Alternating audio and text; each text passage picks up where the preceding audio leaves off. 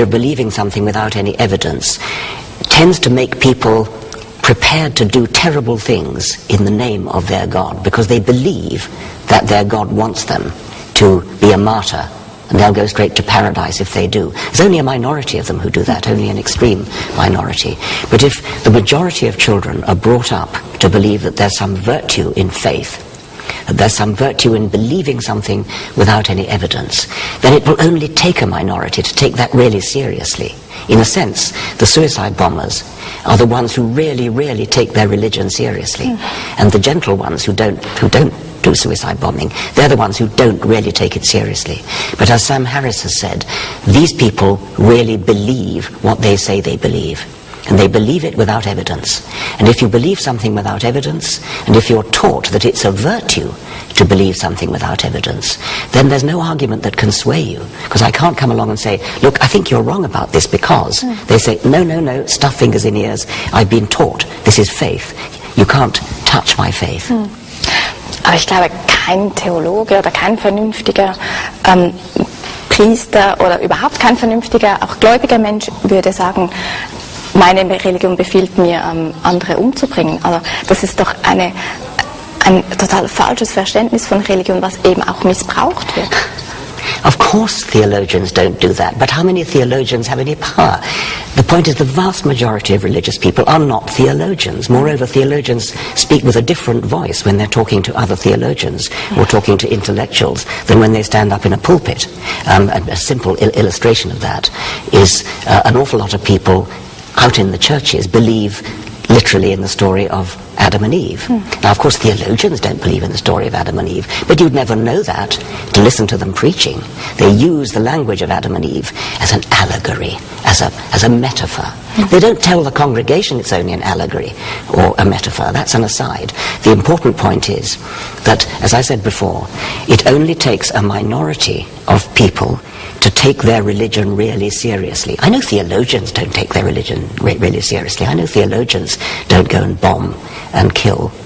But they teach children that faith is a virtue. They teach children that you don't need evidence for your beliefs. They teach children that it's a good thing to have faith. If they teach children that there will be tempters who will come along and try to sway you by reason and you should ignore them. So theologians are harmless. The vast majority of religious people are harmless, but they provide a climate in which it is safe for the fundamentalist fanatics to thrive. Aber denken Sie denn, wenn es jetzt keine Religion gäbe, obwohl das ist eine obsolete Frage, aber trotzdem, wenn es keine Religion gäbe, dann gäbe es keine Selbstmordbomber. Ich glaube, es gibt immer Fanatiker und die würden halt einen anderen Grund finden. Und Religion wird doch oft politisch auch missbraucht. Religionskriege sind oft auch eigentlich im Kern politische Konflikte, territoriale Konflikte. Glauben Sie wirklich, dass wenn wir jetzt keine Religion hätten, dass es all das dann nicht gäbe? There are other reasons than religion to be fanatical. There's fanatical patriotism, for example, which we saw in the Japanese in the Second World War, in the Germans in the Second World War, in the British in the Second World War, and in the First World War. So yes, it is possible to motivate people to do terrible things. If you have some kind of fundamental belief in something, some ideal, some political ideal, it might be Marxism, it might be National Socialism, it might be patriotism, it might be the honor of the emperor. There are other things than religion, but religion is a remarkably powerful one, because religion actually teaches that you don't have to justify your beliefs. They're just faith. They're just justified by themselves. And so I think if you're asking me, would the world be a better place without religion, I would unequivocally say yes. If you're asking me, would there be no fanatical fundamentalisms without religion, the answer is no, there would be, because we do have fundamental patriotism, fundamental Marxism, etc. Sie bezeichnen ja Religion als Virus. Vielleicht müssen Sie das noch erklären. Halten Sie alle religiösen Menschen für krank? I think the virus is quite a good analogy in one respect. A virus is something that spreads because it spreads because it spreads. So if you look biologically at what a virus does, it's made of DNA or sometimes RNA. It contains instructions that don't say something interesting like the DNA of an elephant that says build a trunk.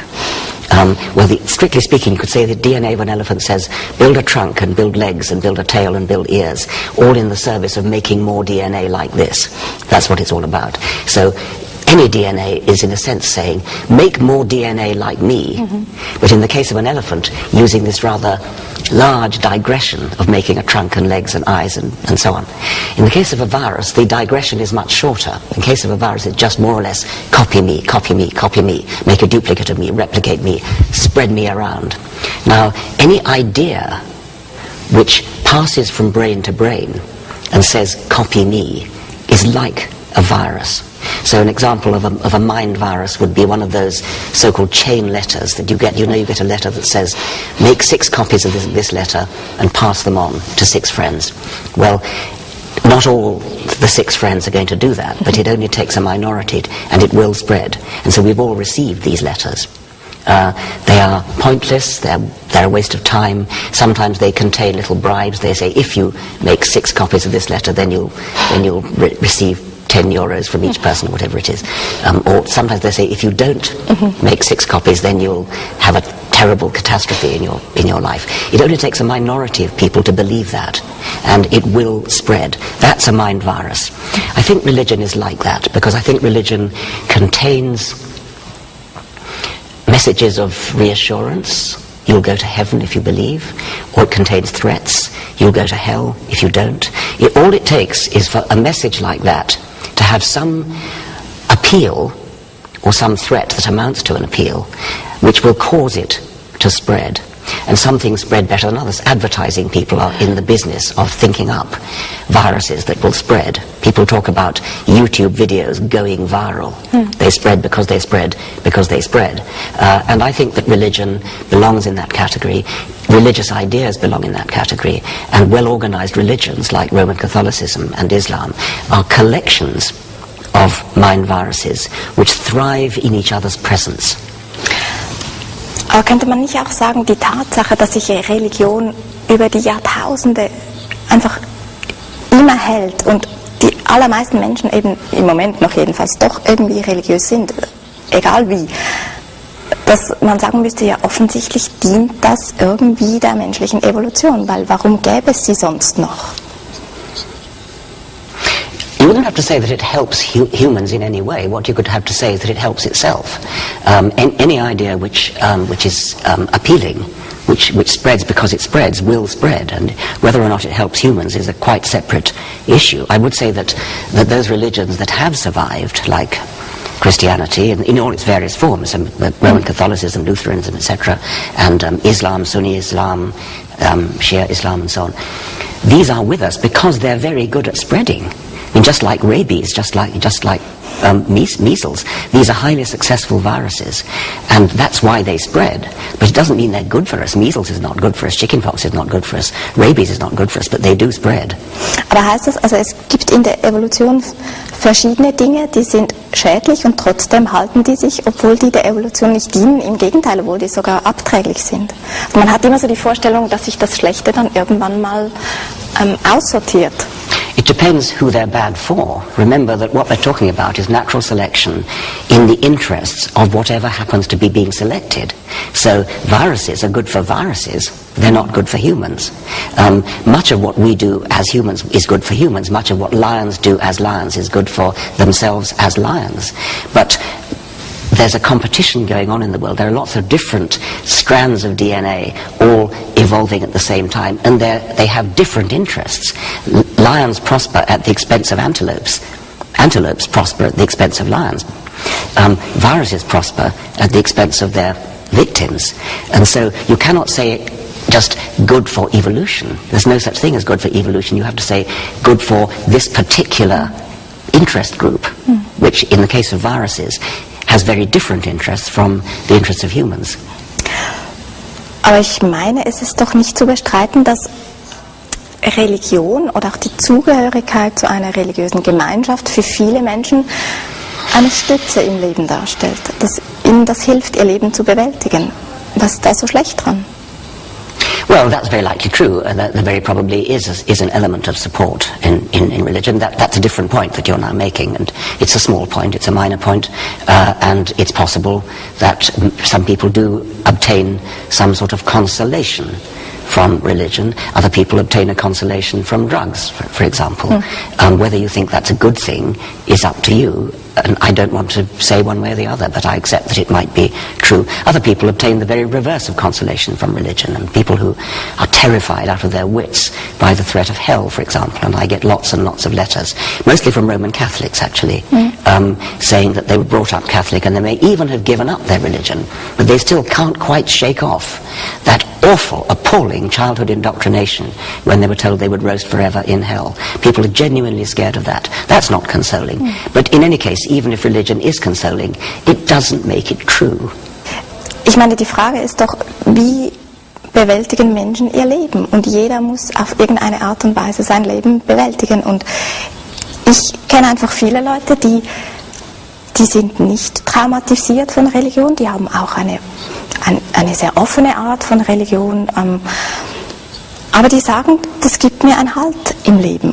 Oder zum Beispiel Menschen, die Schicksalsschläge einfach, sagen wir, den Tod von Angehörigen, sie können das besser akzeptieren, sie können besser mit dem umgehen. Und da frage ich mich einfach, warum soll man das denn den Menschen nehmen? Ich meine, ich fokussiere jetzt auf die positiven Effekte, wo Sie selber sagen, ja, die mag es geben. Also warum das Kind mit dem Bade ausschütten? I mean, that's fine if they take comfort from it. By all means, I care about what's true. I mean, people take comfort from heroin, if they do. But who am I to take it away from them? I'm not really talking about that. I care about what's true, and I don't think that to say that people get comfort from religion is a very powerful argument in its favour. Any more than saying people get comfort from heroin. But in any case, why are we talking about religion when my book, the German title has escaped me, The Greatest Show on Earth, is not about religion, it's about creationism and evolution. Genau, aber Ihr Buch vorher, Der Gotteswahn, das hat ja auch eine sehr, sehr große Diskussion ausgelöst. Oh, the God delusion, certainly, but genau. We're not talking about the God delusion. Können wir aber ja jetzt machen. Einmal mehr, wenn Sie sagen, der Gotteswahn. Wahn ist ja eigentlich eine psychiatrische Kategorie. Also nochmals, sind für Sie religiöse Menschen doch irgendwie psychisch krank?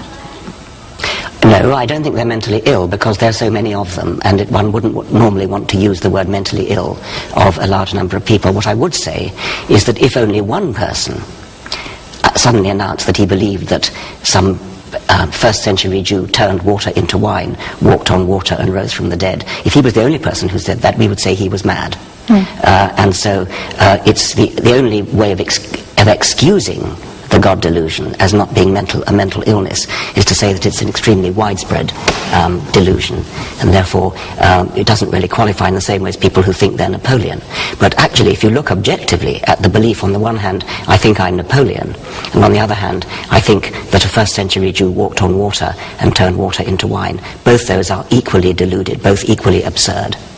Aber genau da macht man Ihnen ja immer wieder den Vorwurf, das haben Sie vorhin angesprochen, Sie nehmen die Bibel selber wörtlich. Also Sie sagen jetzt, ja, wenn einer übers Wasser ging, dann kommen die Theologen und sagen, ja, das muss man ja gar nicht wörtlich verstehen. Ich meine, jeder weiß, dass man nicht über Wasser gehen kann. Also dieser Vorwurf, den hören Sie ja oft, dass man Ihnen sagt, ja, Sie nehmen die Bibel ja selber wörtlich, obwohl Sie wissen, es gibt die historisch kritisch